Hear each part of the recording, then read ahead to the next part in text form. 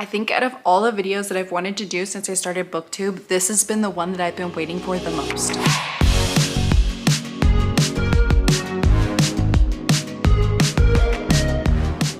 Hey friends, welcome back to my channel. My name is April and this is the mid-year book freakout tag. I absolutely love watching all the videos in this tag and I'm so excited I get to finally do it. This is basically like a mid-year check-in type of tag, but it's about all the books that I get to freak out about. So yeah, let's get into it. Question number one, what is the best book you've read so far? I literally just put this down, so it could be influencing my decision a little bit, but I have read 18 five-star books this year, and I think this one's gonna be the cream of the crop. It is A Ship of Bones and Teeth by Karina Halley. This is a dark Little Mermaid retelling. Marin, the Little Mermaid, she made a stupid decision when she was 16 to a sea witch. She gave up her life under the sea to marry a prince. And 10 years later, you have discovered that that prince has been absolutely horribly abusive to her. And she wants nothing more than to find the sea witch and get back her life under the sea. During this process, she runs into a pirate who has a lot of the similar goals in mind in finding the sea witch. So they team up together and really just try to get the revenge. And I loved it. There is so many vivid scenes in this. I would say it's definitely dark, but it's more on the gruesome side of dark. I don't think there's a lot of super dark themes in it. However, I definitely still would classify it as a dark romance. It's brutal, it's ferocious. Marin is vicious, and Ramsey, Captain Ramsey, is just cold and calculating and brutal. And I loved this book with my entire being that I cannot not hype it up. Like it's just not possible. I loved it so much. Number two is, what is the best sequel that you've read so far this year? And if you didn't watch this video, you should, and you should know how terrible I am at finishing series. However, I'm gonna classify this as a sequel, and it is Six Scorched Roses because it is in the same world, although it is a novella, so it's not technically the sequel to A Serpent and the Wings of the Night, but it is in there. Like, it's in there. And I also gave this one 5 stars. It's about a girl who is trying to find a cure to this disease that is killing off all of the people in her town. And she thinks that a vampire's blood could be the cure. And so she makes a deal with the vampire to give him these 6 roses in exchange for his blood once a month. And in doing so, they're writing letters to each other, they're finding more about each other, and the way her brain works in trying to figure everything out, I was obsessed with this story. It's so good. It is so good. And I haven't read Ashes in the Star-Cursed King yet, so that is the only reason why I probably haven't picked it for this question, but I'm gonna go with Six Scorched Roses instead. Question number 3 is new releases that you haven't read yet. So many. Like I keep track of new releases in my phone, and there are a lot I haven't read yet. I was really good about new releases last year, but this year I haven't been doing as well on. Let's just see, just a few of the books that I haven't read yet. Hellbent by Leigh Bardugo. Haven't read it yet, dying to read it. I even own it, haven't read it yet. How to Sell a Haunted House by Grady Hendrix, a horror book that from my favorite horror author I haven't read. Midnight Strikes, which is a debut author that I really wanted to read. Again, own the book, haven't read it yet. The Fiancé Farce, That Time I Saved a Human, A Rogue's Rules for Seduction. So friggin' many new releases that I want to read. I will get to them at some point. I'm just a little behind. Question number 4 is the most anticipated book for you for the second half of the year. Knockout by Sarah McLean. Dying to read that book. I can't wait. It comes out in August. Also, I haven't read a book from Trisha Levenseller in a really long time, and Vengeance of the Pirate King is coming out in November. I saw this on her Instagram, so I hope it's still coming out in November, but this is a book either prequel or another book in the world that is Daughter of the Pirate King is set in. And I just love Trisha's books. I love them all. They're YA, they're pirate, they're fantasy, they're little romance. And I love it all. I love it all. Question number 5 is biggest disappointments so far. Something Spectacular I was super disappointed in. I just didn't like it as much as Something Fabulous, and I love Alexis Hall's books. He's one of my favorite authors, but the characters in this just didn't work for me. Orfeo, is it Orfeo or Orphea? No, Orfeo.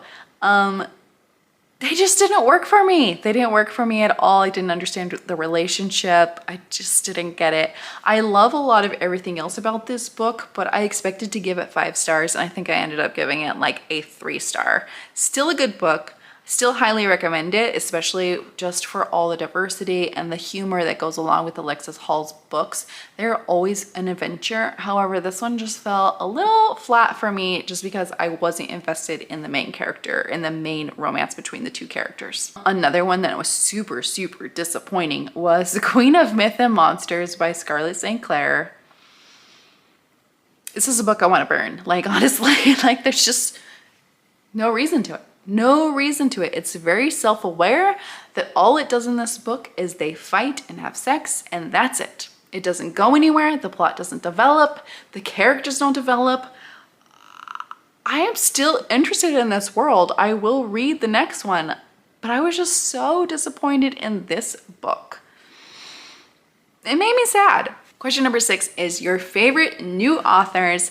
I have 3 favorite new authors. One is Daria Vernon for Get Thee Off My Lawn. I loved that book so much. I have another one of her books that I still need to read, and I want to read more from her. I love her humor. I love the historical rom-coms that she writes.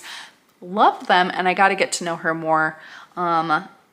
Rebecca Yarros also loved Fourth Wing, and I have never read anything else from Rebecca Yarros, and it obviously makes me super curious to want to read more from her, specifically if she writes more fantasy, because that's kind of my wheelhouse. Also, another one of my favorite new authors is Cole McCade. He writes the Criminal Intentions series that is so addicting. I've read the first 2 and I want to read all of them.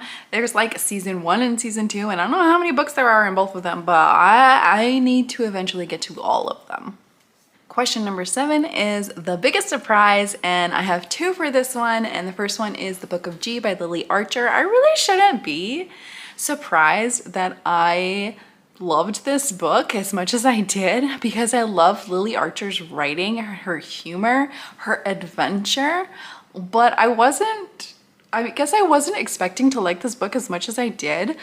This is a book where Gaston survives at the end of Beauty and the Beast, and this is like what happens to him if he would survive. He basically has amnesia and he's trying to fulfill this quest to get his memories back by going across this countryside with the heroine in the book. Her name is Charlie. She is in disguise for reasons, and they just encounter a lot of creatures. They go on this quest together. There's one horse, and I love that trope, and this was just really fun. I love Gaston. He's exactly what you think he is. He's an arrogant SOB. He is in it for himself. But I loved seeing how Charlie just makes him more, like makes him into a little bit more despite what he wants. And it was just really good. I love the banter back and forth in this, and it was very surprising. I expected kind of like a 3 or 4 star, but I ended up giving this 5 stars. Also, another book that I surprisingly liked more than I thought I would. I just recently read this for the Once Upon a Readathon Treasure Island readathon that's happening all month of June. I'm a pirate, I'm on Team Pirates, so I read this gay pirate romance story. It is called Bright Gay Seas, and it's by the author, I think is called Guy New York. It's very short, like it's 2.5 hours, so I really didn't expect much from it. But this was just such a sweet little story about finding your people, like finding your people. You have this boy who, when his father was drunk, He took it upon himself to sneak out and go have a tryst with another boy in town.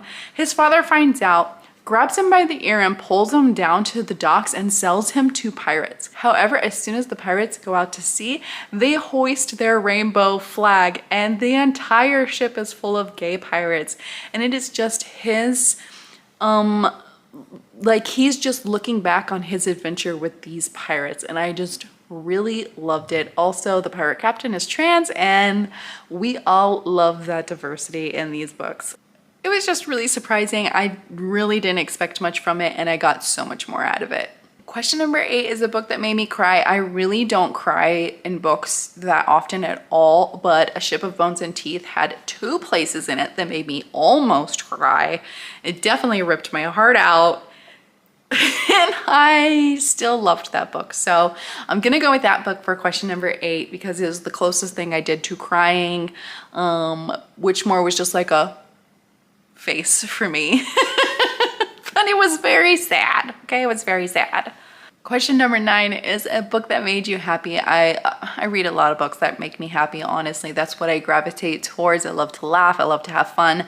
But Get Thee Off My Lawn is one of the books that made me the happiest. I just love Gerald the Swan and all his antics in this pond of them trying to get him back onto her property. And it was just so great. I just loved the whole thing, loved the romance, loved the bath scene. It was such a good one. It just made me so happy reading it. And yeah, I'm going with that one. Question number 10 are the most beautiful books you've read this year. This probably means like what they look like physically. But first I want to say the most beautiful book that I read that I thought was just beautiful is Hotel of Secrets by Diana Biller. I think this book was just written so beautifully.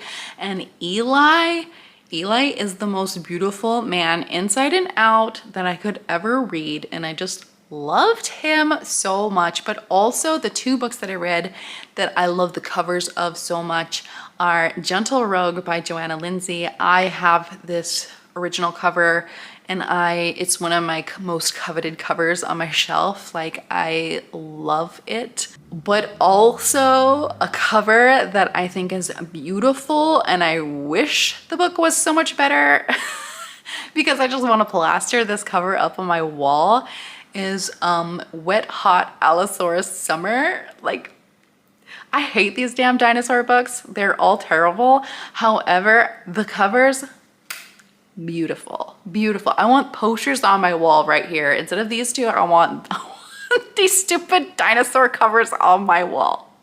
And question number 11 is a book that I still need to get to by the end of the year. There are so many. However, I have got to read House of Earth and Blood. I think that's what it's called. No, House of Sky and Breath. There you go. I have read House of Earth and Blood. I haven't read the second one yet, and I know the next one comes out in January, and I do want to read it. I love Sarah J. Maas's books, and I don't know why I haven't read Hosab yet. I know, I don't even know how I've avoided spoilers this long, but I'll get to it. I will get to it, and I will read it before the end of the year. I promise. Anyways, that's it. That's the whole tag. Let me know in the comments below if you've read any of these or what you thought of my answers. Anyways, if you aren't subscribed to my channel, I would love it if you would subscribe below. I put out new videos every Monday and Friday. And as always, thank you for watching, and I hope you have a wonderful day, and I'll see you next time. Bye.